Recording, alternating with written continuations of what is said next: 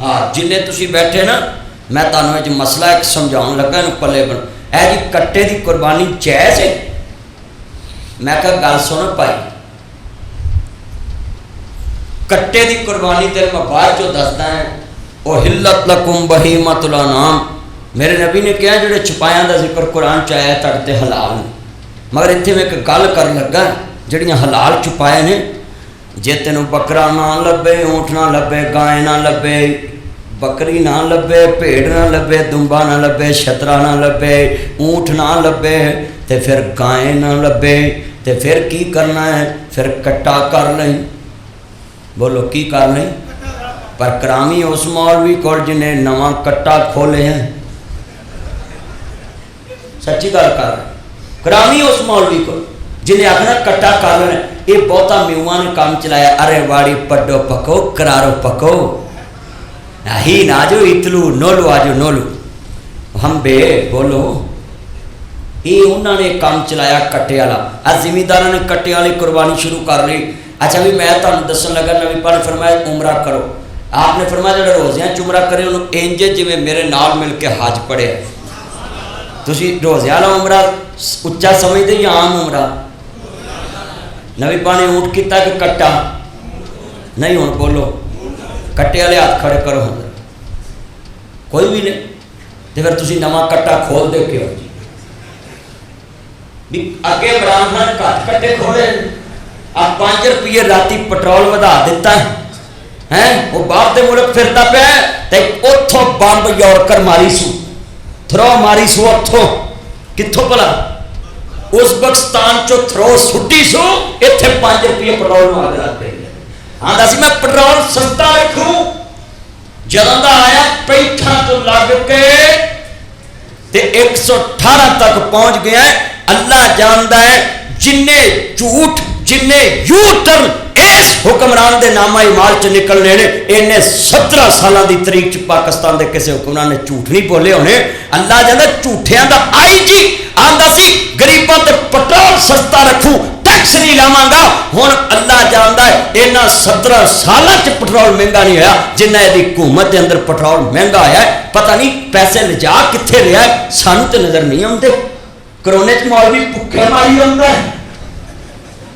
آپ پمترے جلسے کری ہوندے نے فٹ بال دے میچ کرائی ہوندے نے 10-10 لاکھ بندے دا میچ کرائی ہوندے سیل میں کھولی ہوندے نے آپ پمترے میٹنگاں کری ہوندے ذات کشمیر دا الیکشن کرائی ہوندے نہیں جلسہ ہوندا تے مذہبی جلسہ نہیں ہوندا یہ درنگی چھوڑ دو یہ حکمرانوں تمہیں اللہ کے دربار میں جواب دینا پڑے گا کہ تم نے مذہب سے کتنی دشمنی دی تھی اس کرونا کے آڑ میں یہ تمہاری میٹنگوں میں کرونا نہیں پھیلتا یہ تمہارے جلسوں میں کرونا نہیں پھیلتا یہ تمہارے تھیٹروں میں کرونا نہیں پھیلتا یہ تمہارے فٹ بال کے میچ میں کرونا نہیں پھیلتا بس پھیلتا ہے تو یہ جلسوں میں یہ پولیس والوں کا بھی بڑا لمبا حساب ہونا ہے یہ ڈیری پچاتے نہیں ہیں اوپر کہ جناب مولوی تو لے کے بیٹھے 200-300 بندہ تسی لے کے بیٹھے 600 بندہ کی گل ایک کستوری حق دے حکمرانوں نے جلسے دے وچ 500 بیٹھا ہوئے دسو بھئی انہاں کو کرونا نہیں پھیلتا کہ انہاں کٹیاں والی چھگیاں چاڑیاں جتھوں بلٹ پروف جراثیم باہر نہیں نکلتے یہ تمہیں خدا کے دربار میں جواب دینا پڑے گا یہ میں کہوں گا یہ جو پولیس والے ہیں نا ان سے اپیل کروں گا کہ آپ انصاف کریں یا تو ان حکمرانوں کے جلسے بھی بند کرائیں اور پھر مولویوں کے جلسے بھی بند کرائیں اللہ جانتا ہے سارے قانون مولویاں نہیں جیڑی لنڈی بچی اٹھتی ہے بس مولویت تو پا لو کلمہ پڑھ کے دسو انج ہو رہا کہ نہیں ہو رہا مذہب والے تے تنگیاں ایک کرونا لے آندا ہی تسی مذہب والے واسطے آؤ میں تہاڈیاں میٹنگاں وکھاواں اور پھپھی فردوس عاشق وان فؤاد چودھری جناب جی پریس کانفرنس کرے کنے بندے کھڑے ہوندے صحابی نال جڑ کے کھڑے ہوندے اوتھے کرونا نہیں پھیلتا اگر قانون بنانا تو ملک کے لیے ایک بنائیں کہ جب تک آپ نے پابندی رکھنی ہے سبھی پہ رکھیں چاروں صوبوں میں رکھیں بولو کتنوں میں 5 میں رکھیں گلگت بلتستان میں بھی رکھیں آزاد کشمیر میں الیکشن ہو رہا ہے اتنے مریم نواز دے نعرے بجتے نے اللہ جاندا وچوں کیڑی نہیں لانتی ਕੀੜੀ ਜਿੰਨੀ ਜਗ੍ਹਾ ਨਹੀਂ, ਇੰਨੇ ਬੰਦੇ ਉੱਥੇ ਨੇ ਤੇ ਉੱਥੇ ਕਰੋਨਾ ਨਹੀਂ। ਤੇ ਮੌਲਵੀਆਂ ਦਾ 200 ਬੰਦਾ ਅੱਗੇ ਬੈਠਾ ਹੋਣਾ, ਪੁਲਿਸ ਵਾਲੇ ਫੜ ਸੱਚੀ ਗੱਲ ਹੈ। ਇਹ ਕੁਰਬਾਨੀ ਦਾ ਵੀ ਮਸਲਾ ਸੁਣ ਲਓ ਮੇਰੇ ਬੱਚੋ। ਇਹ ਕੁਰਬਾਨੀ ਦਾ ਗੋਸ਼ਤ ਬਣਾ ਕੇ ਗਰੀਬਾਂ ਨੂੰ ਦਿਆ ਕਰੋ, ਫਰਿੱਜਾਂ ਨੂੰ ਟਾਕੀ ਸ਼ਾਕੀ ਨਾ ਮਾਰੋ।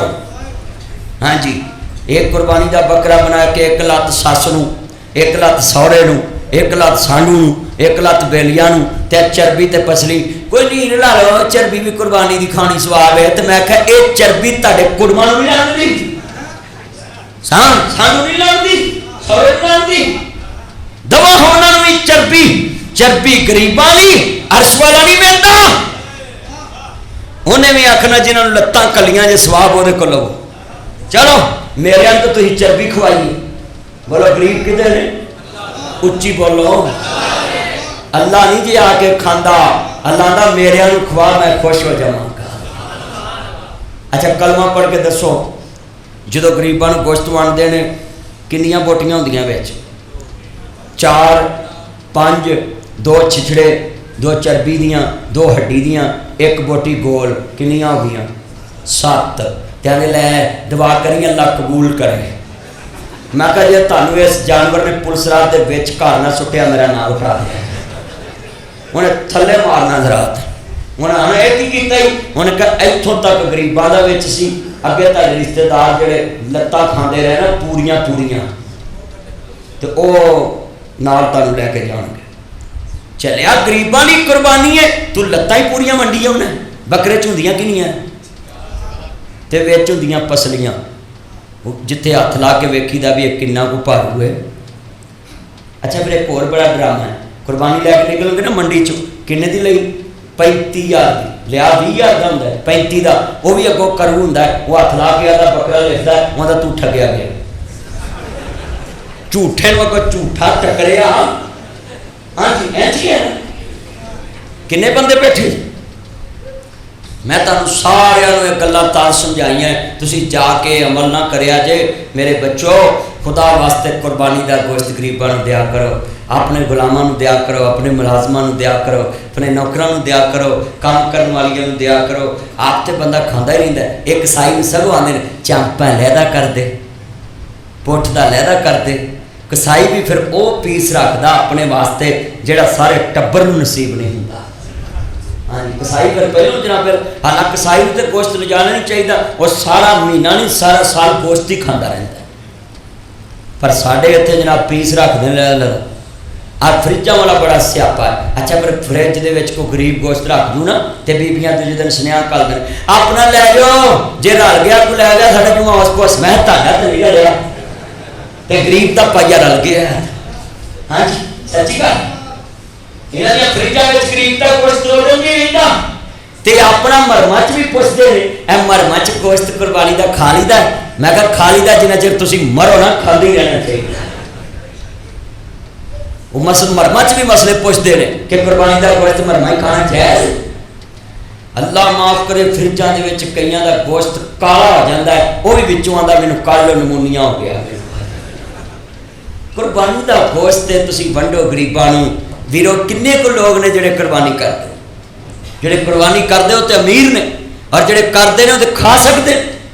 ਹਾਂ ਗਰੀਬ ਬੰਦਾ ਸ਼ੌਕ ਨਾਲ ਕੁਰਬਾਨੀ ਪਾਲੇ, ਉਹ ਰੱਖ ਲਵੇ ਆਪਣੇ ਘਰ, ਉਹ ਖਾ ਸਕਦਾ ਕਿਉਂਕਿ ਉਹਨੇ ਸਾਰੀ ਉਮਰ ਗੋਸ਼ਤ ਜਿਹੜਾ ਵੱਡਾ ਹੁਣ ਤੇ ਵੱਡਾ 700 ਰੁਪਈਆ ਆ ਛੋਟੀ ਉੱਤੇ ਨਾ ਮੈਂ ਗਰੀਬਾਂ ਨੂੰ ਨਾ 100 ਬੰਦੇ ਨੂੰ ਮੈਂ ਕਿਲੋ ਗੋਸ਼ਤ 2-2 ਕਿਲੋ ਭੇਜਣਾ ਸੀ ਤੇ ਮੈਂ ਆਖਿਆ ਯਾਰ 500 ਰੁਪਈਆ ਹੋਵੇਗਾ ਵੱਡਾ ਗੋਸ਼ਤ, ਤੇ ਉਹਨੇ ਕਿਹਾ ਜੀ 700 ਲਾਉਣਾ।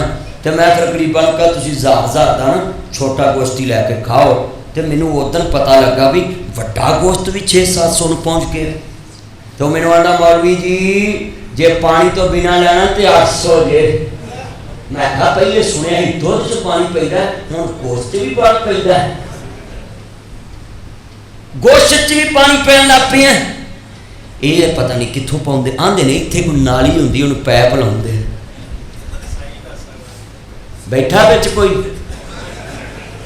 ਅੱਲਾਹ ਪਾਕ सानू हदायत नसीब फरमाए, अल्लाह ईमान दी दौलत नसीब फरमाए। वाखिर दावाना अनिल हम्दुलिल्लाह।